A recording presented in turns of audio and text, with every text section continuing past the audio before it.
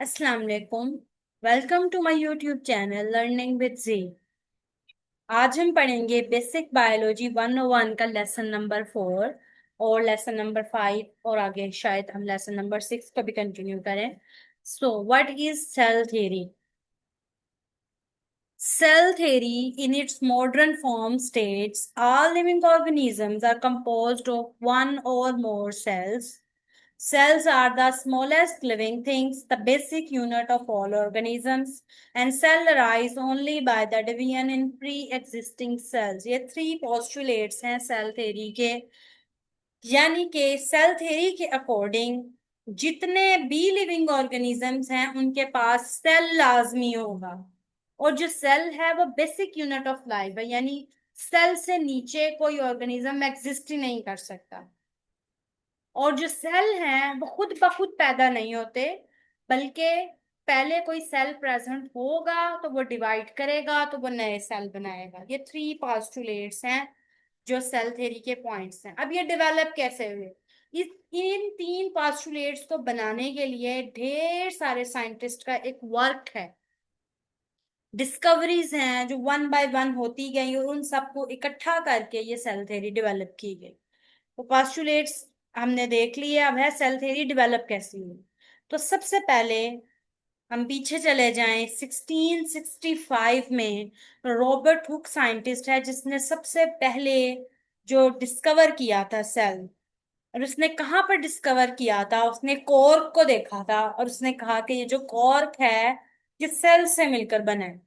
उसके cross sectional को उसने स्टडी किया। फिर उसके बाद लिवन हुक जो है वो दूसरा साइंटिस्ट है। उसने देखा छोटे छोटे से ऑर्गेनिजम्स थे जो उसको पौंड के वाटर में नजर आए। उसने अपनी एक माइक्रोस्कोप बनाई और उसने उसके अंदर उसको देखा। उससे कहा कि इनको ये एनिमोलिक्यूल्स हैं। उसके बाद 1809 में लामार्क ने प्रोड्यूस किया, प्रपोज किया कि कोई भी ऑर्गेनिज्म जो है उसके पास लाइफ नहीं हो सकती, यानी कोई किसी के पास भी लाइफ नहीं है जब तक कि उसका जो पार्ट्स हैं वो सेलुलर टिश्यू से मिलकर नहीं बने हुए। जिसने कहा कि सेल होगा तो जिंदगी है, सेल के बगैर कोई जिंदगी नहीं है। जैसे आप लोगों को पता हो ये सॉल्ट है, NaCl है इसके अंदर, एटम तो इसके पास भी हैं। और NaCl है तो उसने मिलकर एक मॉलिक्यूल भी बनाया हुआ है। यानी ये जो कॉमन हम एक नमक इस्तेमाल करते हैं, एटम और मॉलिक्यूल तो इसमें भी हैं। हमारी ये जो कुर्सियां हैं ये भी मतलब किसी ने प्लास्टिक से बनी है, तो प्लास्टिक के अंदर भी एक मॉलिक्यूल है ना जिससे ये मिलके बना हुआ है, पर वो लिविंग नहीं है क्योंकि उसके पास सेल नहीं है। तो उसने क्या कहा कि सेल जो है वो बिल्कुल बेसिक चीज है, जब तक सेल नहीं होगा तब तक कुछ लाइफ नहीं हो सकती किसी के पास। इसके बाद रॉबर्ट ब्राउन ने न्यूक्लियस को डिस्कवर किया। उसने कहा कि जो सेल है उसके पास एक सेंट्रल चीज होती है जिसको कंट्रोल कर रही होती है, वो न्यूक्लियस है। फिर 1938 और सॉरी 1838 और 1839 में टू डिफरेंट साइंटिस्ट हैं, शील्डन और श्वान। जो शील्डन है उसने प्लांट्स के जो है इंडिविजुअल सेल को स्टडी किया था, और जो शवान है उसने एनिमल को स्टडी किया और उन्होंने कहा कि एनिमल और प्लांट जो है वो सेल से मिलकर बने हैं। तो ये दोनों साइंटिस्ट थे, इन्होंने एक बेस बनाई थी। लेकिन उससे पहले एक डिस्कवरीज जो थी उन वो थी तो ये उसको आगे लेकर चले। इस वजह से हम जो डिस्कवरी ऑफ सेल है या डिस्कवरी ऑफ न्यूक्लियस है या स्मॉलर ऑर्गेनिज्म की डिस्कवरी उसको इग्नोर नहीं कर सकते। लेकिन उसके पास जो एक स्ट्रोंग एक जो बना हमारे पास वो शील्डन और शवान की वजह से था कि उन्होंने एनिमल और प्लांट सेल जो थे उनको स्टडी करके कहा कि उनके पास सेल्स होते हैं एनिमल और प्लांट्स। फिर 1855 में विर्चू ने प्रपोज किया कि जो सेल हैं वो पिछले ही सेल से मिलकर बनते हैं। अब उसने एक इसके पीछे एक पूरा एक्सपेरिमेंट है। उसने एक्सपेरिमेंट किया था जिससे ही उसने प्रूव किया था। उसके बाद लुइस पास्चर ने, जब उसने जो विर्चू था उसने प्रपोज किया था, जो लुइस पास्चर था सॉरी उसने एक्सपेरिमेंट किया था। लुइस पास्चर ने कैसे एक्सपेरिमेंट किया? उसने बोटल्स ले ली, कुछ को उसने क्लोज करके रखा, कुछ को उसने ओपन रखा। और उसने देखा कि जो क्लोज्ड कंटेनर थे उसके अंदर कोई लिविंग ऑर्गेनिज्म नहीं था, और जिसने ओपन करके रखे थे सिर्फ उसी के अंदर लिविंग ऑर्गेनिज्म आए थे। तो इस तरह से एक प्रूफ बन गया कि पहले कोई सेल होगा तो नया सेल बनेगा, खुद ब खुद जो है वो सेल नहीं बनते। इसको हम बायोजेनेसिस और ए बायोजेनेसिस पे कहते हैं। बायोजेनेसिस क्या है कि लिविंग ऑर्गेनिज्म से लिविंग ऑर्गेनिज्म बनना, और ए बायोजेनेसिस पुराने साइंटिस्ट इस बात पे बिलीव करते थे कि सेल खुद ब खुद बन जाते हैं, लेकिन ए बायोजेनेसिस नहीं होती, सेल खुद ब खुद जो है वो नहीं बनते। ये जो पास्चर था, लुइस पास्चर, उसने ये बात प्रूव कर दी थी। तो ये सेल थ्योरी है। सेल थ्योरी एक इम्पोर्टेंट टॉपिक है, तो आप लोगों ने इसको अच्छे से प्रिपेयर करना है। उसके बाद हम देखते हैं कि जो एक सेल है उसमें कंपोनेंट्स क्या होते हैं। अगर आपने मेरा पिछला जो लेक्चर है वो सुना हो, तो उसके अंदर मैंने प्लांट सेल और एनिमल सेल को काफी अच्छे से मतलब मुक्त से तरीके से एक्सप्लेन किया था। तो यहाँ पर वही चीजें उन्होंने थोड़ी डिटेल में बताई हुई हैं कि एक जो सेल है उसके अंदर क्या क्या चीजें होती हैं। तो सेल के अंदर सेल मेम्ब्रेन होती है, सेल वॉल है, साइटोप्लाज्म है, साइटोस्केलेटन और दूसरी ऑर्गेनेलीज हैं। जो प्लांट सेल है उसके पास सेल वॉल होती है। बैक्टीरिया है यानी प्रोकैरियोट्स है, उनके पास सेल वॉल होती है। बहुत से ऑर्गेनिज्म है इस तरह जिनके पास सेल वॉल होती है, पर एनिमल्स के पास सेल वॉल नहीं होती। सेल मेम्ब्रेन हर किसी के पास होती है। साइटोप्लाज्म हर सेल में प्रेजेंट होता है। साइटोस्केलेटन है वो भी होता है। ऑर्गेनेलीज में डिफरेंट ऑर्गेनेलीज आ जाती हैं। न्यूक्लियस है, राइबोसोम्स है, क्लोरोप्लास्ट है, माइटोकॉन्ड्रिया है, ठीक है, गोल्जी अपरेटस वगैरह, एंडोप्लाज्मिक रेटिकुलम, ये हम सारों को देखेंगे। सो बेसिकली मेजर जो कंपोनेंट है वो क्या है? Cell membrane, cell wall, cytoplasm, cytoskeleton और ऑर्गेनेलीज है। अब ऑर्गेनेलीज भी प्लांट सेल और एनिमल सेल में डिफर करती हैं, प्रोकैरियोट्स और यूकैरियोट्स में डिफर करती हैं। तो आप मेरा पिछले लेक्चर सुने तो आपको थोड़ा सा उसका ओवरव्यू मिल जाएगा, बाकी हम इसको आगे डिटेल में देखते हैं। ये हमारे पास एक टिपिकल एनिमल का सेल है। ये डायग्राम बहुत बेसिक सी उन्होंने बनाई है, वैसे इतना बेसिक नहीं होता, कॉम्प्लेक्स होता है। तो अगर आप देखें, ये जो आपको सेंटर में नजर आ रहा है, ये सेंटर में पर्पल कलर का, ये न्यूक्लियस शो किया हुआ है। अगर आप पिछले लेक्चर में जो पिक्चर दी हुई थी उसको आप देखेंगे, आपके लेक्चर नंबर 2 में है गालबन, तो वहां पर जो पिक्चर है वहां पर बहुत अच्छा सा न्यूक्लियस दिखाया हुआ है, और उसके अंदर आपको एक डार्कर एरिया भी नजर आ रहा है जो कि न्यूक्लियोलस है, और उसके गिट क्रोमेटिन मटेरियल आपको नजर आ रहे हैं। न्यूक्लियस उस तरह का होता है। अब ये जो न्यूक्लियस है इसके गिर्द भी एक मेम्ब्रेन है जिसको न्यूक्लियर मेम्ब्रेन कहते हैं। ये इसके पास, ये जो आपको बाहर नजर आ रहा है न्यूक्लियस के बिल्कुल साथ, ये एंडोप्लाज्मिक रेटिकुलम है। और इसके साथ ये जो छोटे छोटे अटैच हैं ये राइबोसोम्स हैं। राइबोसोम्स फ्री भी होते हैं, राइबोसोम्स अटैच्ड भी होते हैं। ये राइबोसोम फ्री है और ये इसके साथ अटैच्ड है। ये गोल्जी अपरेटस है। ये लाइसोसोम्स हैं। ये जो है वो माइटोकॉन्ड्रिया है, ठीक है। और इन्होंने कुछ चीजें यहाँ पर दिखाई नहीं है। साइटोस्केलेटन होता है यहाँ पर, सेंट्रियोल्स होते हैं, डिफरेंट छोटी छोटी चीजें हैं। जो वैक्यूल्स होते हैं वो यहाँ पर इन्होंने शो नहीं किए हुए। तो आप पिछले लेक्चर वाली जो डायग्राम है उसको देखेंगे तो वो आपको ज्यादा अच्छे से पता चल जाएगा। के बाद सेल मेम्ब्रेन को हम अब डिटेल से स्टडी करेंगे। सेल मेम्ब्रेन आपको ऐसे सिंपल सी नजर आ रही है, पर सेल मेम्ब्रेन इतनी सिंपल नहीं होती।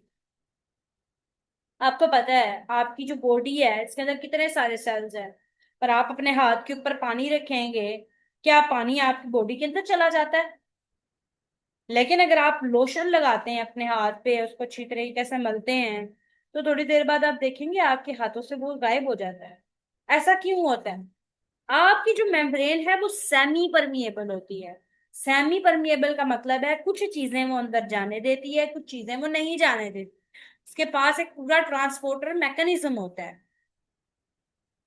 कुछ, अब आप देखते हैं कि एक आप मतलब डिफरेंट मटेरियल्स भी होते हैं इस तरह से, जो अगर आप उसके ऊपर रखेंगे कुछ चीजों को अंदर जाने देते, कुछ को अंदर नहीं जाने देते। तो अल्लाह ताला ने हमारी मेम्ब्रेन को भी इस तरह से बनाया हुआ है। मेम्ब्रेन का मेन पर्पस प्रोटेक्शन है। सेल को प्रोटेक्ट करती है, उसके अंदर जो साइटोप्लाज्म है उसको बाहर नहीं आने देती है एक्सटर्नल, और शक्ल एक बनाती है। तो हम उसको पढ़ते हैं डिटेल में। Cell membrane is the external most layer, यानी सबसे बाहर की लेयर है, that cover cells from outside. अब इसका फंक्शन क्या है? It acts as a barrier. Barrier हम बनाते हैं ना, से रोड कोई ब्लॉक करनी होती है, कोई चीज रख दी जाती है, इस तरह ये हमारी जो मेम्ब्रेन है ये एक ब्लॉकेज क्रिएट कर रही है। वो कहती खबरदार तुम यहां से गुजरे तो, यानी सेल के अंदर मैं इस चीज को नहीं आने दूंगी। लेकिन आपको पता है बाज दफा वो बैरियर किसी के लिए हटा भी लिए जाते हैं। कोई सिक्योरिटी गार्ड है, वो अंदर चेकिंग करना है, उसके लिए बैरियर हटाते चलो आ जाओ अंदर। ठीक है, तो ये बैरियर्स हैं जो सेपरेट करते हैं सेल को एनवायरनमेंट से। It provides protection to the inner parts of the cell, including the organelles. Another important function of the cell membrane is the transport of material. Cell membrane manages the transport in and out of the cell. जैसे भाई मैंने आपको example दी थी कि lotion किस तरह से आपके हाथ के अंदर चला जाता है, तो इस तरह मेम्ब्रेन अलाउ करती है कुछ चीजों को कि अंदर आओ, कुछ को कहती है नहीं तुमने अंदर नहीं आना, तुम बाहर ही रहो। तो ये बेसिक एक उन्होंने आपको स्ट्रक्चर दिखाया हुआ है मेम्ब्रेन का। इतनी ज्यादा डिटेल में तो हम नहीं जाएंगे, लेकिन ये देखें, अगर आप इसको देखें, ये जो है एक प्रोटीन चैनल बना हुआ है, इसके दरमियान में जगह है। ये जो जगह है, ये क्लोज और ओपन होता रहता है, और ये सिर्फ इसके अंदर एक एक खास सा वो प्रेशर जनरेट करता है जिससे सिर्फ कुछ ही चीजें अंदर जा सकती हैं। ये नहीं कि जब ये खुलेगा तो पानी वगैरह सारा कुछ ही अंदर चला जाएगा, ऐसे नहीं होता। मेम्ब्रेन इस तरह से मैनेज अपने आप को करती है कि वो कुछ चीजें जिनको अंदर लेकर आना चाहती है सिर्फ वही इसके अंदर जाते हैं। इस तरह ये कुछ रिसेप्टर्स होते हैं जो इसके साथ अटैच होते हैं। तो ये आगे डिटेल में देखते हैं। Structure and function of the cell membrane, यानी सेल मेम्ब्रेन ने करना क्या है। Structure of cell membrane is describe by the fluid mosaic model. It consist of the lipid bilayer protein and carbohydrate. अगर हम ऊपर दोबारा से देखें, मिनट, आप लोग पीछे वाला पेज देखें, तो ये जो है वो लिपिड्स की एक बायलेयर बनी हुई है। ये ऊपर देखें, ये लिपिड्स हैं, नीचे भी सारे लिपिड्स हैं। ठीक है, ये उनका हेड है, ये टेल्स हैं, अंदर को सैंडविच बना हुआ है। ठीक है, और उनके दरमियान में ये जो प्रोटीन्स हैं, इंटेग्रल प्रोटीन, ये इस तरह से अटैच हुई हैं, और रिसेप्टर्स भी इसके अंदर अटैच हुए हैं। और इसके साथ यानी ये प्रोटीन और साथ ये आप लोगों को जो ग्रीन से कलर में नजर आ रहा है ग्लाइकोलिपिड्स हैं। और ये जो मॉडल है उसको हम फ्लूइड मोजेक मॉडल कहते हैं, जो ये मतलब इस तरह से लहराता रहता है, मतलब मेम्ब्रेन, जैसे आप बलून देखते हैं, बलून के अंदर जब आप पानी डालें तो वो एक मेम्ब्रेन सी बन जाती है ना, हम उसको घुमाए तो वो थोड़ा थोड़ा सा घूमता भी है। तो वो जो मेम उसकी बलून की बाहर वाली सरफेस है वो समझे कि एक मेम्ब्रेन है, और उसके अंदर जो पानी आपने कैद किया हुआ है वो क्या है, वो फ्लूइड है उसका, साइटोप्लाज्म। तो आप उसको ऐसे घुमाएंगे तो वो पानी को गिरने नहीं देगा, लेकिन वो थोड़ा सा मूव करेगा। तो इस तरह से मेम्ब्रेन जो है वो इतनी फर्म नहीं होती। ठीक है, अपने अंदर से, लेकिन वो प्रोटेक्ट फिर भी करती है। चलिए अब आगे हम इसको देखते हैं। So basically it consist of lipid bilayer protein and carbohydrate. Lipid जो है वो क्या करेगी, इसको फ्लूइडिटी देती है, flexibility and transport of lipid like substances. यानी सिर्फ जिनके पास लिपिड वाली प्रॉपर्टी है वो वाले मॉलिक्यूल इसमें से गुजर पाएंगे, बाकी नहीं गुजरेंगे। जैसे आप लोगों को पता है कि जो पानी है उसके अंदर ऑयल हल नहीं होता, उसके सरफेस पे तैरता है। जो ऑयल है ना वो लिपिड है, तो वो सरफेस, अब वो एक जैसी चीज उसके अंदर हल होती है, मतलब ऑयल और घी आपस में मिलाएंगे वो हल हो जाएगा। ठीक है, इस तरह मेम्ब्रेन सिर्फ अपने अंदर से लिपिड लाइक जो सब्सटेंसेस है उनको गुजरने देती है। और प्रोटीन्स जो है वो इंटीग्रेटेड हुई होती है, अभी मैंने आपको ऊपर दिखाई थी। वो क्या करती हैं, उनको हम कहते हैं इंटीग्रेटेड और पेरिफेरल प्रोटीन बोलते हैं, यानी कुछ जो है वो मेम्ब्रेन के अंदर इंटीग्रेट है और कुछ जो है उसकी पेरिफेरीज पे प्रेजेंट है। जो इंटीग्रेट हुई है वो इंटीग्रेटेड प्रोटीन है और जो उसकी सरफेस पे प्रेजेंट है वो पेरिफेरल प्रोटीन है। अब एक दफा फिर हम डायग्राम को अगर गौर से देखें तो आप लोग समझ पाएंगे। ये जो प्रोटीन है ये पूरी ऊपर से लेकर नीचे तक है, तो इस ये पूरी की पूरी अंदर से गुजरी हुई, तो इस प्रोटीन को हम कहते हैं इंटीग्रेटेड प्रोटीन। लेकिन ये वाली प्रोटीन अगर आप देखें तो ये सिर्फ एक सरफेस पे अटैच है, ये पेरिफेरल प्रोटीन है। और ये प्रोटीन तो ऊपर है, ये वाली जो प्रोटीन है ये बिल्कुल ऊपर है, ये उसके अंदर गई ही नहीं हुई, तो ये सरफेस प्रोटीन है। तो ये तीन तरह की प्रोटीन है, ये आपके पास इंटीग्रेटेड प्रोटीन आ गई, ये आपके पास पेरिफेरल प्रोटीन आ गई, और ये आपके पास सरफेस प्रोटीन आ गई। तो आप फिर से देखें, ये आपके पास जो मेम्ब्रेन है ये दो तरह के लिपिड बाइलेयर से मिलकर बना हुआ है। ये एक जो आपको एक छोटा ढेर सारे सर्कल्स है ना रेड कलर के, एक सर्कल, और उसके साथ ये जो दो छोटी छोटी आपको येलो कलर की लाइन नजर आ रही है, एक एक जो है आपके पास लिपिड का मॉलिक्यूल है, तो ये ढेर सारे लिपिड मॉलिक्यूल्स मिलकर एक लेयर, और उसी तरह दूसरी तरफ भी एक दूसरे के ऊपर ऐसे इन्वर्टेड फॉर्म में ये सैंडविच इन्होंने बनाया हुआ है। तो इस तरह से आपके पास लिपिड बाइलेयर है जिसके अंदर प्रोटीन और कार्बोहाइड्रेट जो है वो अटैच हुए हैं। Some proteins are transmembrane. These are integrated and their ends are exposed from both intracellular and extracellular side of the membrane. अच्छा, ये बात एक आप लोगों की समझने वाली बात है कि ये जो मेम्ब्रेन है ना, ये पूरी एक, अगर हम ऊपर वाली डायग्राम सेल की देखते हैं तो ये पोर्शन है, समझें, ठीक है। अब यहाँ पर ये लिपिड बाइलेयर या मतलब इधर भी है और इधर भी है, अब यहाँ पर प्रोटीन है। अब वो ये वाली जो सरफेस जो सेल के बाहर है ये एक्स्ट्रा सेलुलर है, और ये जो सेल के अंदर वाली है ये इंट्रा सेलुलर है।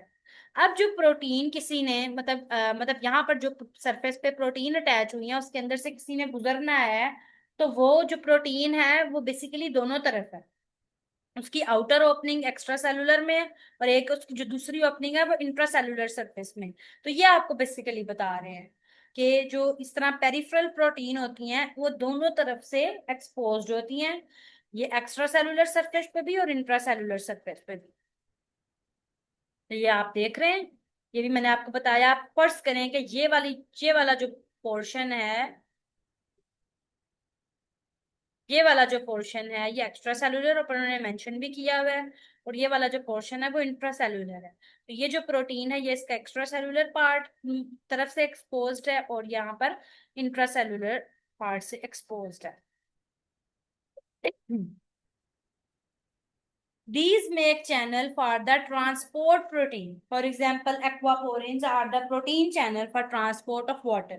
जैसे अभी आपने ऊपर पढ़ा था कि वो जो लिपिड बाइलेयर है वो सिर्फ लिपिड लाइक मटेरियल को अपने अंदर से पास करने देती है, पर सेल को अगर पानी चाहिए होगा वो कैसे आएगा, वो इन चैनल्स के थ्रू आएगा जो प्रोटीन ने बनाई हुई है। ये एक प्रॉपर वे से उसको अपने अंदर गुजारेंगे, लेकिन एक लिमिटेड वे से, जितना उसको चाहिए उतना ही वो अपने अंदर डालेगा, बिला वजह नहीं डाली जाएगा। प्रोटीन्स एंड ग्लाइकोप्रोटीन्स, ग्लाइकोप्रोटीन हम किनको कहते हैं, जिसमें कार्बोहाइड्रेट प्रोटीन के साथ अटैच हुए, make receptor for the message transmission. जो सेल के ऊपर रिसेप्टर्स बने होते हैं वो प्रोटीन और ग्लाइकोप्रोटीन से मिलकर बनते हैं। Cells carry out message transmission with other cells or environment with the help of these glycoprotein. Mostly we call these receptors. ये जो receptors हैं ये इंफॉर्मेशन लेके जाते हैं। फॉर एग्जाम्पल मैं आप लोगों को एक मैकेनिज्म बताती हूँ। आपका जो सेल है वो चाहता है कि मैं बोन सेल्स बनाऊं। अब वो कैसे बनाएगा, सेल के पास ये जो मेम्ब्रेन है उसके ऊपर रिसेप्टर अटैच है, वो ऐसे ही नॉर्मल फॉर्म में पड़ा हुआ है, ठीक है। और सेल के अंदर डिफरेंट कंपोनेंट्स पड़े हुए हैं।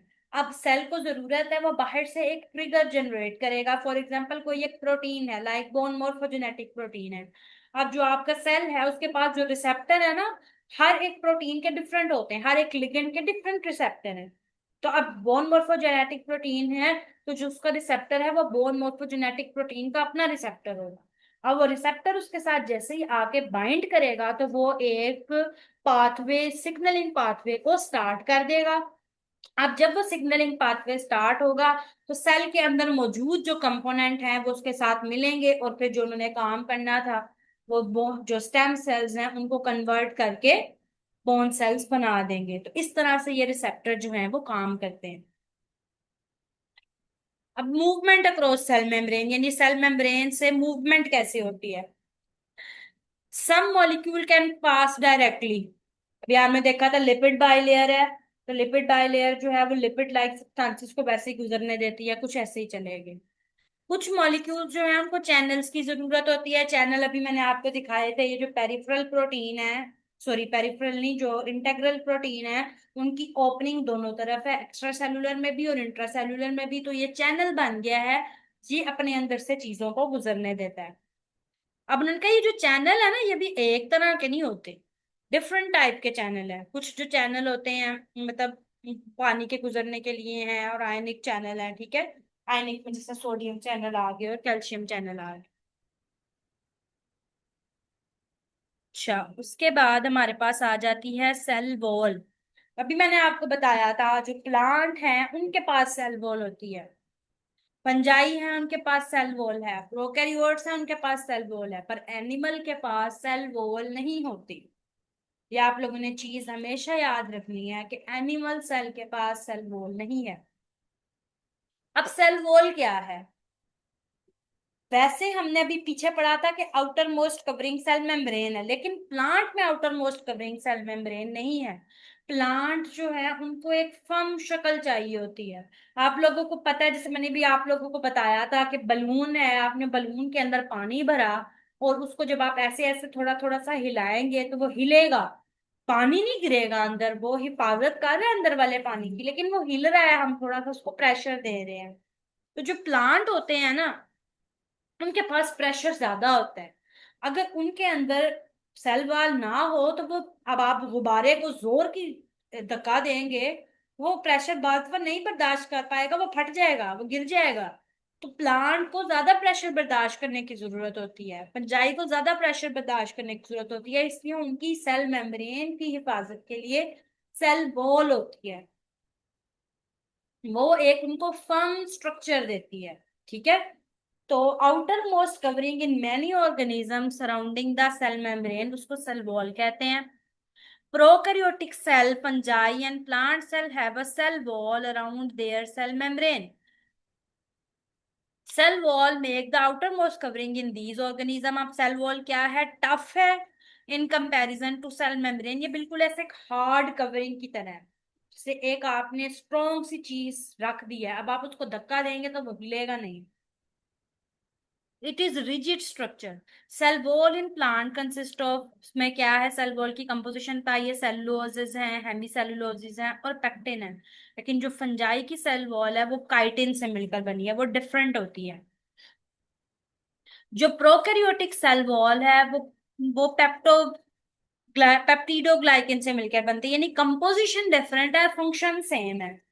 जो प्लांट है उसके अंदर सेलुलोजिस और हेमी सेलुलोजिस हैं, फंजाई के अंदर काइटिन है, और जो प्रोकैरियोट है उनमें पेप्टिडोग्लाइकेन है। लेकिन फंक्शन सबका क्या है, सबका फंक्शन ये है कि उन्होंने सेल मेम्ब्रेन की और सेल की हिफाजत करनी है। Function of the cell wall are protection, shape, strength and support, ठीक है। हिफाजत है, शेप मेंटेन करनी है, उनको मजबूती देनी है, ठीक है। अब प्लांट जो सेल हैं उनके पास टू टाइप की सेल वॉल है, एक प्राइमरी सेल वॉल और एक सेकेंडरी सेल वॉल है। प्राइमरी सेल मतलब उनकी और ज्यादा कॉम्प्लेक्स है ये।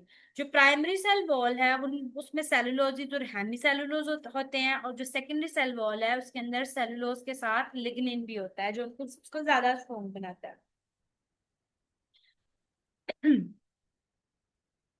ये उन्होंने आपको एक स्ट्रक्चर दिखाया है सेल वॉल का।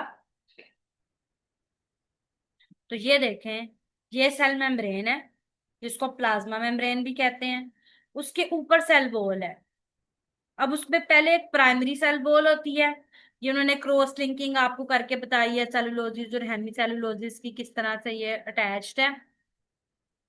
और उसके बाद एक दरमियान में मिडिल लैमेला होता है, और उसके ऊपर जो है सेकेंडरी सेल वॉल अटैच हुई होती है।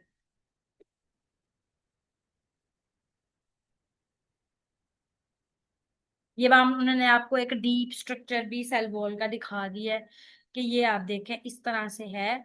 ये प्लांट का सेल है बिल्कुल सेंटर में, उसके उसके गिर्द ये इस तरह से अटैचमेंट है। ये मिडिल लैमेला है, प्राइमरी सेल वॉल है, सेकेंडरी सेल वॉल है, सेकेंडरी वॉल मतलब इस तरह से पूरे का पूरा कवर हुआ होता है।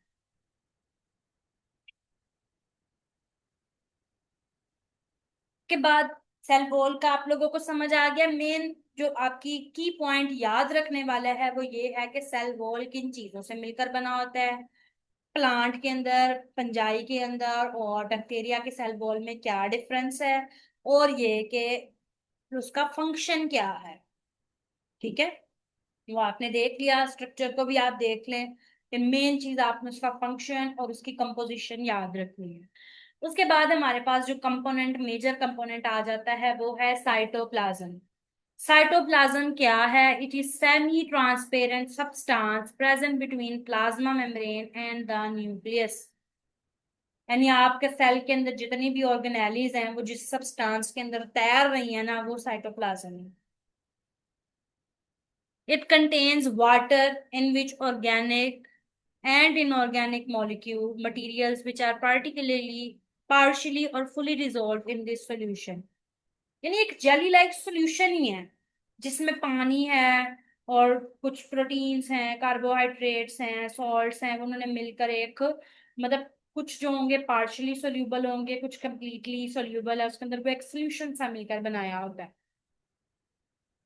Cytoplasm provides space for metabolic reactions. It also provides space for the functioning of organelles and metabolic reaction। अब इसकी मैं आप लोगों को एक कॉमन सी एग्जांपल देती हूँ। हमारा जो सेल है उसने उसमें डिफरेंट प्रोटीन्स बनती हैं। अब उसको फंक्शन परफॉर्म करने के लिए कुछ बहुत सी चीजें भी चाहिए होती हैं। सभी मैंने आप लोगों को एग्जांपल एक सिग्नलिंग पाथवे की दी थी कि हमारी बॉडी को बोन सेल चाहिए। अब वो जो प्रोटीन BMP2 है या कोई भी BMP है, बोन मोर्फोजेनेटिक प्रोटीन है, वो पहले सेल में बनेगी। वो बनेगी, सेल उसको एक्सक्रीट करेगा, सेल से बाहर निकालेगा। अब वो एक्सक्रीट के उसने बन के जब निकलना है तो उसको कोई चीज तो चाहिए होगी ना जिसके जरिए से वो निकले। तो वो इस साइटोप्लाज्म के जरिए ही निकल के जाएगा ना। फिर जब वो आके अपने रिसेप्टर के साथ अटैच किया, अब अटैचमेंट के बाद वो जो पूरा एक अंदर कास्केड शुरू होना है कि डिफरेंट कंपोनेंट ने मिलना है, तो वो भी साइटोप्लाज्म के अंदर से गुजर के जाएंगे ना। तो इस तरह से एक जो खला है ना वो कवर हो जाता है, उनको एक जगह मिल जाती है, फ्लूइड मिल जाता है जिसके अंदर से वो गुजर के जा सकते हैं। तो इस तरह से ये जो सोल्यूशन है ये मेटाबॉलिक रिएक्शंस के लिए और डिफरेंट ऑर्गेनेलिज के फंक्शन के लिए एक जगह देता है। ठीक है, उसके बाद लेक्चर नंबर 7 है साइटोस्केलेटन। साइटोस्केलेटन क्या है? Is the skeletal framework of the cell, a network of filament and tubules। There are three types of cytoskeleton element: microfilament, intermediate filament and microtubule।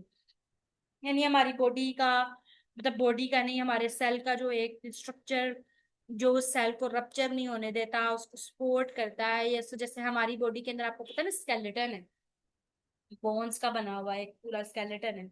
इस तरह जो सेल है उनके पास भी छोटा सा स्केलेटन होता है जो उनको हिफाजत देता है, उनका फ्रेमवर्क बनाता है, उसको साइटोस्केलेटन कहते हैं। ठीक है, मतलब कह लो कि मिनी फॉर्म है ये सेल की, सेल का स्केलेटन है जैसे हमारे बॉडी का स्केलेटन है। उसमें 3 मेजर कंपोनेंट है: माइक्रोट्यूब्यूल, इंटरमीडिएट फिलामेंट और माइक्रोफिलामेंट। Microfilament क्या हैं? Are the smallest in their diameter. These help in the movement of organelles and cells.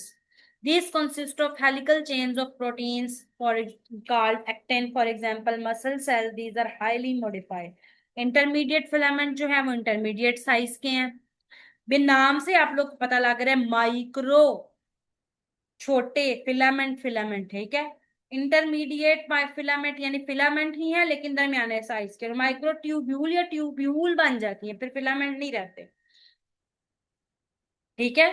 तो जिस माइक्रोफिलामेंट स्मॉलर साइज के हैं, वो एक्टिन से मिलकर बने हैं। इंटरमीडिएट फिलामेंट जो है वो उनसे थोड़े से लार्जर साइज के होते हैं और वो डिफरेंट प्रोटीन से मिलकर बनते हैं जो कि कैरेटिन है। वो क्या करते हैं, शेप में हेल्प करते हैं और placement of the cell to various parts. और ये बेसिकली उन्होंने कहा सेल्स के जो न्यूक्लियस है ना उसको प्रोटेक्शन प्रोवाइड करते हैं। जो माइक्रोट्यूब्यूल है वो largest in diameter and these filament consist of protein card the tubulin. अब आप लोगों ने मेन चीज जो इसमें याद रखनी है वो ये है कि जो साइटोस्केलेटन है उनके कौन से 3 मेजर पार्ट्स हैं और वो किस किस प्रोटीन से मिलकर बने हैं और साइजेस इनका क्या है। तो आपने देखा जो माइक्रोफिलामेंट है वो सबसे छोटे हैं, फिर इंटरमीडिएट फिलामेंट उनसे बड़े हैं, और जो माइक्रोट्यूब्यूल है वो सबसे बड़ी हैं। जो माइक्रोफिलामेंट हैं वो किससे मिलकर बने हैं, एक्टिन से। इंटरमीडिएट फिलामेंट जो है वो कैरेटिन से मिलकर बने हैं, और जो माइक्रोट्यूब्यूल्स हैं वो ट्यूब्यूलिन से मिलकर बने हुए हैं। मैंने कहा वो ये जो है ट्यूब्यूलिन जो है वो डाइमर बनाते हैं और लॉन्ग एंड नैरो होल्स बनाते हैं। These help in the movement of the organelles inside the cells and also in the movement of the cells itself। जो सीलिया और फ्लैजेला होते हैं ना वो बेसिकली माइक्रोट्यूब्यूल से मिलकर बने होते हैं जो मूवमेंट में हेल्प करते हैं। अब हर एक का उन्होंने आपको थोड़ा थोड़ा सा फंक्शन भी बता दिया है। तो आप लोगों ने इस चीज को देखना है कि माइक्रोफिलामेंट का क्या फंक्शन है, माइक्रोट्यूब्यूल का क्या फंक्शन है और इंटरमीडिएट फिलामेंट का क्या फंक्शन है। तो आपने देखा जो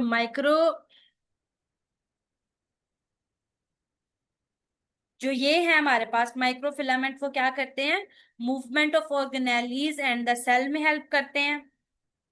और ये जो माइक इंटरमीडिएट फिलामेंट है वो क्या काम करते हैं, maintaining the shape and placement of the cell and its various parts. और मेन इनका क्या काम है, उन्होंने न्यूक्लियस जो है उसकी प्रोटेक्शन करनी है। जो माइक्रोट्यूब्यूल है उन्होंने क्या करना है, ऑर्गेनेलीज जो है इनसाइड द सेल उनकी मूवमेंट और पूरे सेल की भी मूवमेंट करनी है।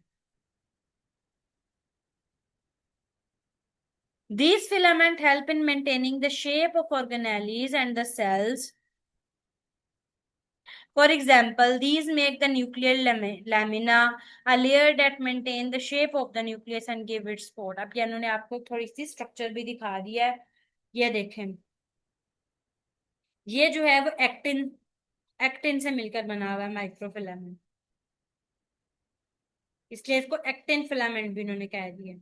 ये इंटरमीडिएट फिलामेंट है, ये इससे थोड़ा सा मोटा है, आप देख रहे हैं। ये किससे मिलकर बना हुआ है, आपने पीछे पढ़ा था कैरेटिन से मिलकर बना है। और ये जो है इंटरमीडिएट फिलामेंट है, ओ सॉरी माइक्रोट्यूब्यूल है। माइक्रोट्यूब्यूल किससे मिलकर बना है, ट्यूब्यूलिन से। और ये सबसे लार्जेस्ट साइज है, उन्होंने आपको साइजेस भी बता दी हैं, जब आप लोगों ने पढ़ना है। जो एक्टिन फिलामेंट होते हैं वो 2 स्ट्रैंड स्ट्रक्चर है जो कि इस तरह से ट्यूब्यूल्स की फॉर्म में अरेंज हुआ है। जो माइक्रोट्यूब्यूल है वो होलो है, ये अंदर से खाली है बिल्कुल, पोलो ट्यूब है। और जो इंटरमीडिएट फिलामेंट है ये रो रस्सी जैसे होती है ना, ऐसे एक दूसरे की घूमी हुई है, उस तरह से रोप लाइक स्ट्रक्चर है। और ये नियरली 10 नैनोमीटर का होता है। तो ये साइजेस हैं, ये भी आप लोगों ने याद रखने हैं। इसके बाद है लेसन नंबर 8। लेसन नंबर 8 में क्या है, सेल ऑर्गेनेलिस है। तो साइटोस्केलेटन आपने देख लिया कि वो क्या था, सेल का एक पूरा स्केलेटन था। तो अब हम इसके अंदर ऑर्गेनेलिस कौन कौन सी होती हैं। सबसे पहले जो मेजर ऑर्गेनेलिस है जो कि प्लांट के पास भी है, फंजाई के पास भी है, एनिमल के पास भी है, वो होता है उसका न्यूक्लियस। न्यूक्लियस मैंने आपको पहले भी बताया था मास्टरमाइंड है, सारे फंक्शन उसने परफॉर्म करने हैं, मतलब उसने डिजाइन करने हैं। ठीक है, जैसे एक घर का चलाने वाला होता है मेन बंदा, ये वो है। इसके पास डीएनए है, इसके पास क्रोमेटिन मटेरियल है, जिसके पास सारी इंफॉर्मेशन है कि कौन सा काम कैसे होना है, कौन सी प्रोटीन कब बननी है, किस स्टेज पर बननी है, कितनी बननी है, सारा कुछ न्यूक्लियस ने कंट्रोल करना हो। और लोकेशन की बात करें तो आप मेरा पिछला लेक्चर भी सुने तो मैंने उसमें भी आपको बताया था कि जो एनिमल सेल है उसके सेंटर में न्यूक्लियस होता है, और जो प्लांट सेल है उसके थोड़ा सा साइड पे होता है। क्यों साइड पे होता है? क्योंकि उसमें जो वैक्यूल है वो लार्जर साइज का होता है, तो वो उसको पुश कर देता है। नहीं तो जो न्यूली जनरेटेड प्लांट सेल्स होते हैं उनके अंदर भी सेंटर में ही होता है ये। तो सेल ऑर्गेनेलिस बेसिकली सब सेलुलर स्ट्रक्चर्स हैं, और इसके अंदर nucleus, mitochondria, endoplasmic reticulum, chloroplast, lysosomes, वो सारा कुछ इसके अंदर आ जाता है, वैक्यूल्स भी आ जाते हैं। सबसे पहले है nucleus. It is the organelle that contain genetic material. Genetic material क्या है? क्रोमैटिन, डीएनए, जिसके ऊपर सारी इंफॉर्मेशन मौजूद है। It is present in the centre in animal cells usually, लेकिन प्लांट के अंदर क्या है? वो साइड पर है। क्यों? क्योंकि उनके अंदर एक लार्जर वैक्यूल होता है। न्यूक्लियस के पास एक न्यूक्लियर मेम्ब्रेन होती है, और उसके अंदर न्यूक्लियर पोर होते हैं। पोर का मतलब है तो छोटे छोटे से सुराख होते हैं। और मेम्ब्रेन मतलब न्यूक्लियस की भी कवरिंग के लिए एक मेम्ब्रेन होती है, और उसके अंदर जैसे सेल के अंदर साइटोप्लाज्म होता है, इसके अंदर भी एक जेली लाइक सब्सटेंस होता है जिसको हम न्यूक्लियोप्लाज्म कहते हैं। सेल के पास न्यूक्लियस होता है तो न्यूक्लियस के पास न्यूक्लियोलस होता है। ठीक है। तो जो जेनेटिक मटेरियल है वो बेसिकली न्यूक्लियोलस में प्रेजेंट होता है। तो उन्होंने ये कहा कि इसके पास भी फ्लूइड है जिसको न्यूक्लियोप्लाज्म कहते हैं। इसके पास जो है वो डेंसर बॉडी है जिसको न्यूक्लियोलस कहते हैं, और जो न्यूक्लियोलस है उसके अंदर राइबोसोमल आरएनए जो है वो बनता है। सॉरी, न्यूक्लियोलस में राइबोसोमल आरएनए बनता है, जेनेटिक मटेरियल न्यूक्लियोलस में नहीं है। जेनेटिक मटेरियल जो है वो न्यूक्लियस में है। ठीक है। कुछ सेल्स के पास एक्स्ट्रा भी न्यूक्लियर डीएनए होता है। मैंने कहा वैसे तो ज्यादातर न्यूक्लियस में ही होता है, लेकिन कुछ के पास न्यूक्लियस के बगैर भी डीएनए होता है। वो जो जैसे जो होते हैं माइटोकॉन्ड्रिया होते हैं उनके पास अपना भी डीएनए होता है, वो अपनी प्रोटीन भी बनाते हैं, उसको माइटोकॉन्ड्रियल डीएनए कहते हैं। ठीक है। डीएनए जो है वो क्रोमोसोम की शक्ल में होता है, लेकिन वो विजिबल कब होते हैं? जब सेल डिवीजन हो रही होती है। वैसे हमें ये एक गुच्छे की तरह से नहीं नजर आता, हमें मतलब जैसे इंटेंगल्ड धागे होते हैं ना, ऐसे ही बिखरे हुए वो नजर आता है, उसको हम कहते हैं क्रोमेटिन मटेरियल। और जब डिवीजन हो रही होती है तो ये एक फर्म शक्ल बना देते हैं जिसको हम कहते हैं क्रोमोसोम। ये हमारे पास एक न्यूक्लियस की शक्ल आ गई है। ये मेरे ख्याल से हमने पहले भी शायद देखी है, पिछले लेक्चर में शायद। ओके। ये अगर आप देखें तो ये एक न्यूक्लियस है। यहाँ पर ये जो बाहर वाली कवरिंग है ये न्यूक्लियर मेम्ब्रेन, और उसके अंदर ये जो आपको येलो कलर के छोटे छोटे से सुराख नजर आ रहे हैं इनको न्यूक्लियर पोर कहते हैं। और ये जो धागे धागे से नजर आ रहे हैं सारे पिंक कलर के आपको अंदर बिखरे हुए, ये क्रोमेटिन मटेरियल है। और ये जो सेंटर में डेंसर है ये न्यूक्लियोलस है। इन्होंने ऐसे इसकी बाउंड्री बनाई है, इसकी बाउंड्री नहीं होती, ये खाली एक डेंसर सी जगह होती है, इसकी अलग से मेम्ब्रेन नहीं होती। और ये जो अंदर आपको फ्लूइड नजर आ रहा है ये क्या है? न्यूक्लियोप्लाज्म। इसके बाद राइबोसोम। राइबोसोम जो है वो फैक्ट्री है प्रोटीन बनाने की। अब राइबोसोम फ्रीली अटैच भी होते हैं, और सेल्स में एंडोप्लाज्मिक रेटिकुलम के साथ भी अटैच होते हैं। एंडोप्लाज्मिक रेटिकुलम जिसके साथ राइबोसोम अटैच हो उसको हम कहते हैं rough endoplasmic reticulum. So basically ribosome आपको पता लगा दो तरह के हैं, या तो वो फ्रीली अवेलेबल होंगे सेल में, या एंडोप्लाज्मिक रेटिकुलम के साथ अटैच होंगे, और इनका काम क्या है? प्रोटीन बनाना। These are the factories for protein. So ribosomes are the protein making machinery of the cell. These are present free in the cytoplasm or to attach to endoplasmic reticulum. A large number of ribosomes are present in the cells. Eukaryotic ribosomes are highly different than prokaryotic ones in their size, यानी size का difference है। ये उन्होंने आपको ribosome की एक basic जो है वो स्ट्रक्चर दिखाया है। जो राइबोसोम होता है वो टू सब यूनिट्स पे कंसिस्ट ऑफ करता है। एक ये हमारे पास ऊपर वाला जो है वो लार्जर सब यूनिट है, ये नीचे वाला जो है वो स्मॉलर सब यूनिट होता है। ठीक है। तो ये दोनों मिलकर एक पूरा राइबोसोम बनाते हैं। साइज की भी हम बात नहीं कर रहे, दोनों में डिफरेंट होता है, बस आपने एक कॉमन टर्म देखनी है। जो राइबोसोम है उसके दो मेजर पार्ट हैं, लार्जर सब यूनिट और स्मॉलर सब यूनिट। और लार्जर सब ये जो हमारे पास मतलब इन्होंने प्रोटीन बनानी होती है, एमआरएनए किस तरह, एमआरएनए होता है जो हमारे पास डीएनए है, उससे एमआरएनए बनता है, जिसने बनाकर कहना होता है कि जी ये वाली प्रोटीन तुमने बनानी है, वो राइबोसोम के साथ आती है। जब वो स्मॉलर सब यूनिट के साथ बाइंड करती है, एमआरएनए जैसे ही बाइंड करेगा तो उसके साथ लार्जर सब यूनिट बाइंड करेगा और एक साइट जनरेट होगी। तो टीआरएनए जो है उस कोड को रीड करते हुए उस वो वाला अमाइनो एसिड उठा के लाएगा जो एमआरएनए कह रहा है कि तुम ये वाला उठा के लेकर आओ। तो इस तरह से वो आगे अटैच होती है और इस तरह से वो जो एक अमाइनो एसिड की चेन है वो फिर बनती जाती है, और एंड पे जब स्टॉप कोडॉन आएगा तो प्रोटीन पूरी निकल जाएगी। अब ये एक ब्रीफ सा पाथवे, ये डिटेल में हम तब पढ़ेंगे जब हम इसकी मतलब पूरा एक जो ट्रांसक्रिप्शन का प्रोसेस है वो देखेंगे। तो सो बेसिकली ये जो ट्रांसक्रिप्शन का प्रोसेस है और ट्रांसलेशन का, ये जो ट्रांसलेशन का प्रोसेस है इसमें राइबोसोम मेजर रोल प्ले करते हैं और प्रोटीन बनती ही इनके जरिए से है। तो ये स्ट्रक्चर आप लोगों ने ध्यान में रखना है कि दो सब यूनिट है, एक लार्जर सब यूनिट है और एक स्मॉलर सब यूनिट है। और जब एमआरएनए ने आके बाइंड करना है तो उसने फिर प्रोटीन बनाने में हेल्प करनी है, दोनों ने अटैच होते हैं। इसके बाद माइटोकॉन्ड्रिया, माइटोकॉन्ड्रिया हमने पहले भी पढ़ा क्या है, power house of the cell है। माइटोकॉन्ड्रिया जो है वो खुद भी मेम्ब्रेन बॉन्ड होते हैं, इनके पास दो तरह की मेम्ब्रेन है, एक आउटर मेम्ब्रेन है एक इनर मेम्ब्रेन है। जो आउटर मेम्ब्रेन होती है वो स्मूथ होती है जैसे आप देख रहे हैं, और जो इनर मेम्ब्रेन है उसने इस तरह से मतलब इस तरह से फैली हुई होती है। और उसके अंदर भी अपने भी सब्सटेंसेस होते हैं, इसके बाद मैंने आपको बताया इसके पास अपना डीएनए भी होता है, इसके पास राइबोसोम भी है। और ये जो इसने कर्व्स बनाए हुए हैं इनको सिस्टर्नी कहते हैं। तो बेसिकली पावर हाउस है ये, इसने एटीपी जनरेशन करनी होती है, सेल की एनर्जी सारी यहाँ पर जनरेट होती है। So mitochondria are called the powerhouse of the cell. These make energy for the cell in the form of ATP. ATP क्या है? Adenosine triphosphate. ये क्या है? बायोलॉजिकल और केमिकल फॉर्म ऑफ एनर्जी है जो कि सेल यूज करता है। माइटोकॉन्ड्रिया के पास दो मेम्ब्रेन है, एक को हम आउटर मेम्ब्रेन कहते हैं और जो दूसरी है वो इनर मेम्ब्रेन है। ये अभी मैंने आपको बताया था, ये जो है वो आउटर मेम्ब्रेन है जो कि स्मूथ नजर आ रही है, और जो इनर मेम्ब्रेन है उसने इस तरह से बल खाए हुए हैं, ये इनर मेम्ब्रेन होती है और इसे सिस्टर्नी बनाती है। माइटोकॉन्ड्रिया जो है mitochondria filled with the matrix containing circular DNA molecules and other molecule including the enzymes. ठीक है। और ये क्या है? सेल्फ रेप्लिकेटिंग ऑर्गेनेली है, यानी कि ये अपनी मर्ज सेल जनरेट, सेल जो है वो डिवाइड करे ना करे, माइटोकॉन्ड्रिया अपनी मर्जी से जब जरूरत हो वो ज्यादा माइटोकॉन्ड्रिया बना लेता है, क्योंकि उसके पास अपना डीएनए भी है, उसके पास पूरा रेप्लिकेशन सिस्टम है।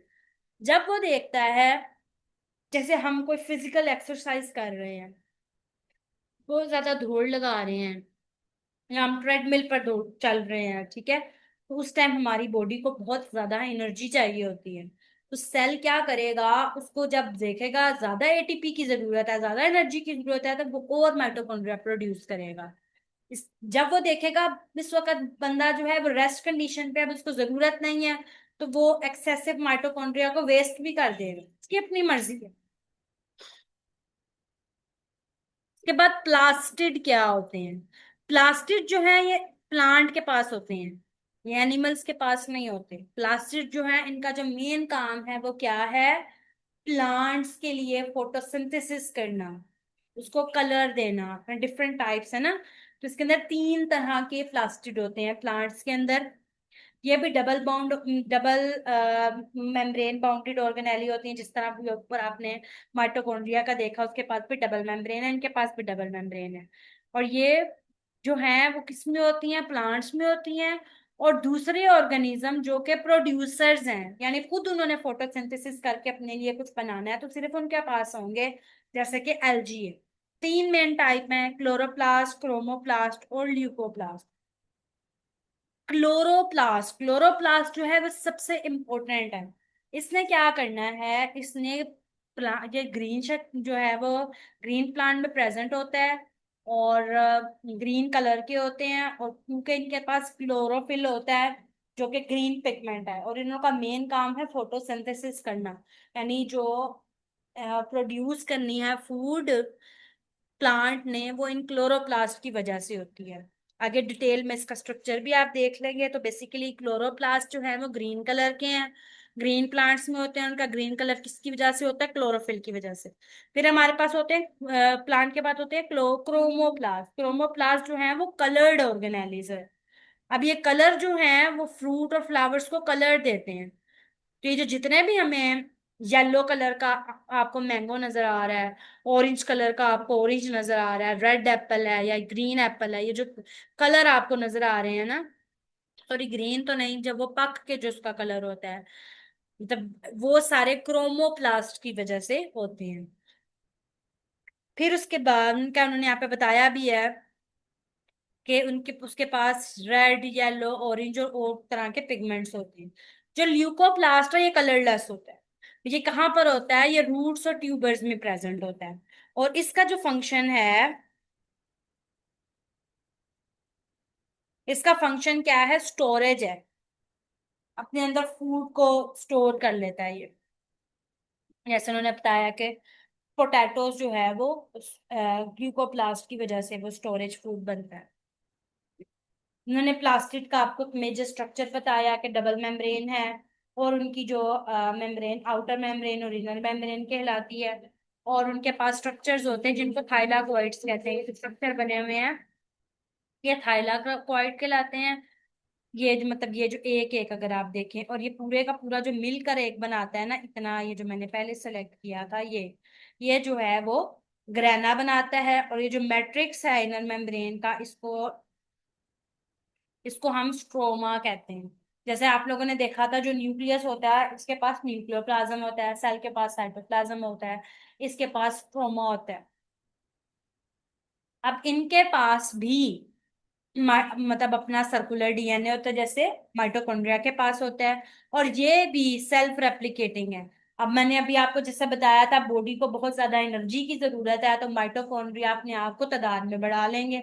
इस तरह जब वो देखेंगे प्लांट बहुत एक्टिवली फोटोसिंथेसिस कर रहा है, तो उस टाइम पे वो क्लोरोप्लास्ट जो है वो डिवाइड करके ज्यादा शक्ल बना, ज्यादा तादाद में आ जाएंगे। प्लांट जो है वो फ्लावर जनरेट बहुत ज्यादा कर रहा है, तो उस टाइम पर क्रोमोप्लास्ट जो है वो ज्यादा हो जाएंगे। स्टोरेज की ज्यादा जरूरत है तो वो लिथोप्लास्ट जनरेट कर जाएंगे। जब नहीं जरूरत तो वो कम हो जाएंगे। तो इस तरह से ये अपने आप को खुद कंट्रोल करते हैं।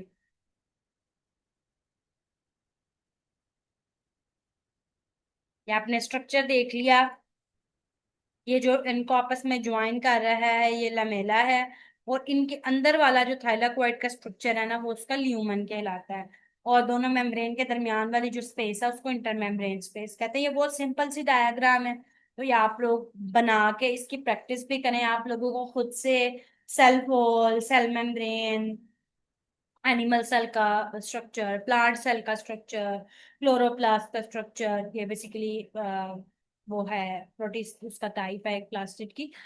और जो माइटोकॉन्ड्रिया का स्ट्रक्चर, ये आप लोगों को खुद बनाना आना चाहिए। बेशक आप परफेक्ट ना बनाए, लेकिन इस तरह का जरूर पता लगे कि उसका हर एक कंपोनेंट आपको नजर आ रहा हो।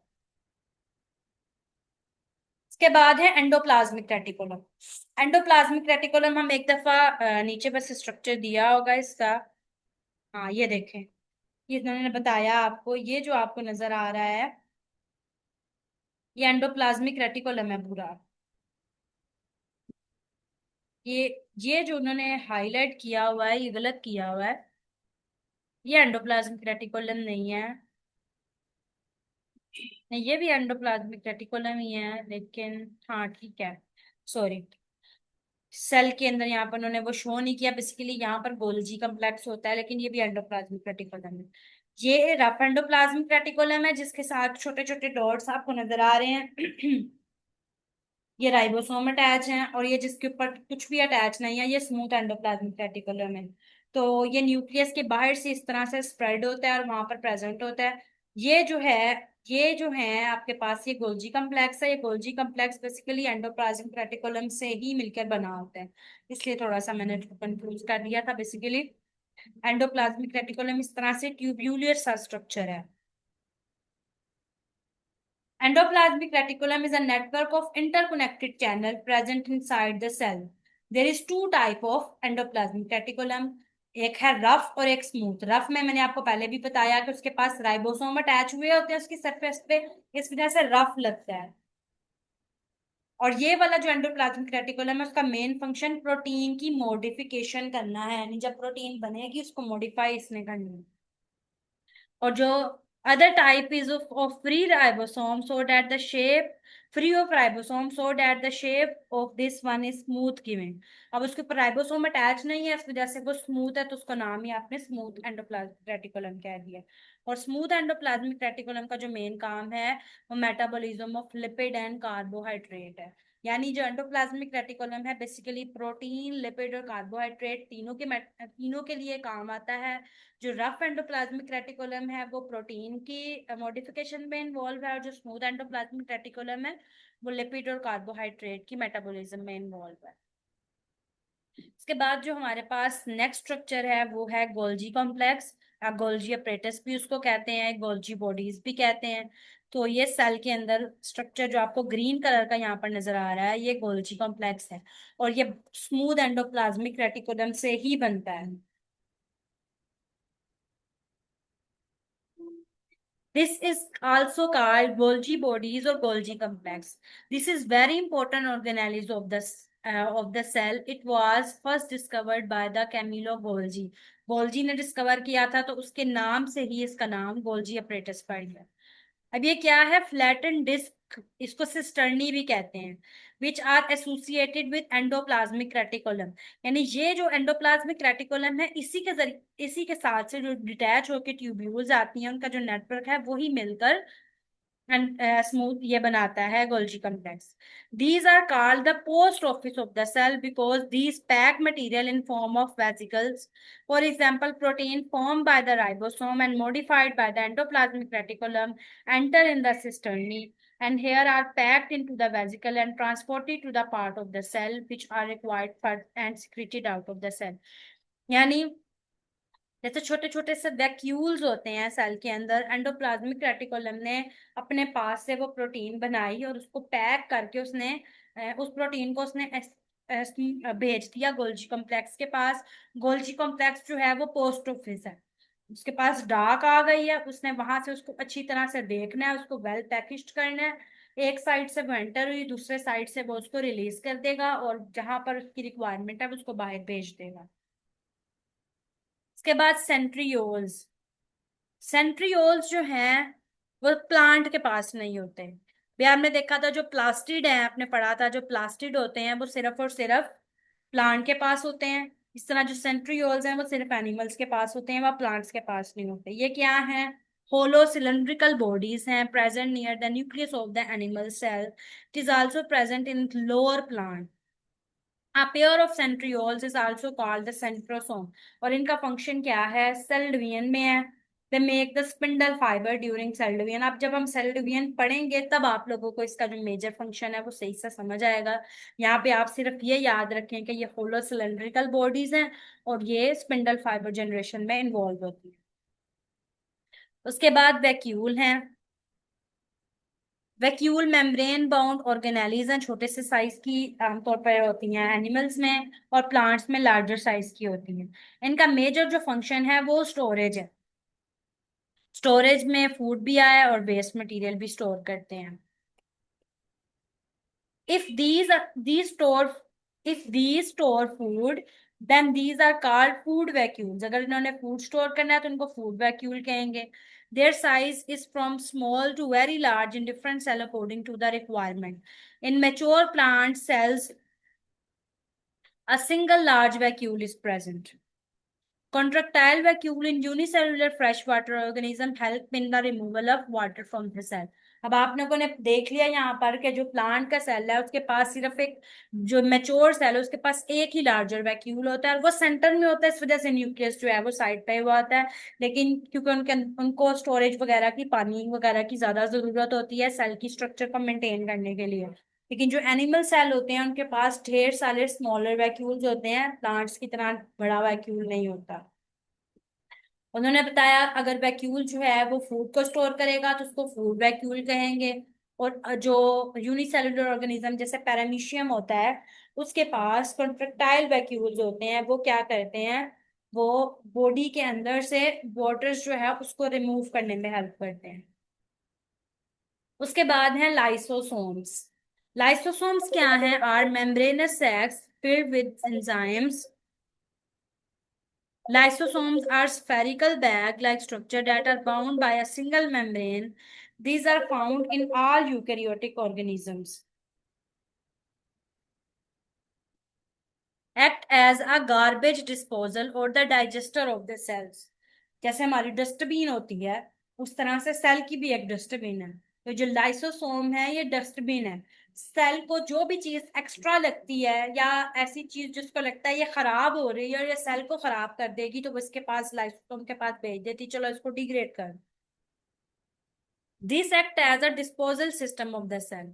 They break down complex protein, carbohydrate, lipid, and other macromolecule into simpler compounds, and these simpler compounds are returned to the cytoplasm and used as a new cell building material. These are used for the digestion of the cellular waste product, dead cells, or extracellular material such as bacteria. Example के तौर पे कोई mutation हुई किसी gene के अंदर, उससे जो प्रोटीन बनी वो नॉन फंक्शनल थी। अब वो अगर वो बॉडी में रहती तो वो एक डेब्री के अलावा कुछ नहीं थी। तो सेल क्या करेगा? वो उस प्रोटीन को फौरी तौर पे लाइसोसोम के पास भेज देगा, इसको तोड़ दो। अब वो जितनी प्रोटीन भी बनी थी उससे अमाइनो एसिड जो है वो रिलीज हो जाएंगे सेल में। अब वही अमाइनो एसिड किसी और प्रोडक्टिव या फंक्शनल प्रोटीन को बनाने के लिए इस्तेमाल हो जाएंगे। इस तरह से उसने रिसाइकल कर लिया उस प्रोटीन को। तो जो लाइसोसोम है वो इस तरह से अपना इम्पोर्टेंट रोल प्ले करते हैं। उम्मीद है आपको समझ आ गई होगी। अगर आपको कुछ भी ना समझ आया हो तो आप कमेंट सेक्शन में ज़रूर पूछें। अगर आपको मेरी वीडियो पसंद आई है तो इसको लाइक करें और मेरे चैनल को सब्सक्राइब करें। के बाद हम नेक्स्ट लेक्चर में इंशाल्लाह लेसन नंबर 9 से स्टार्ट करेंगे। Thank you so much for watching and अल्लाह हाफिज़।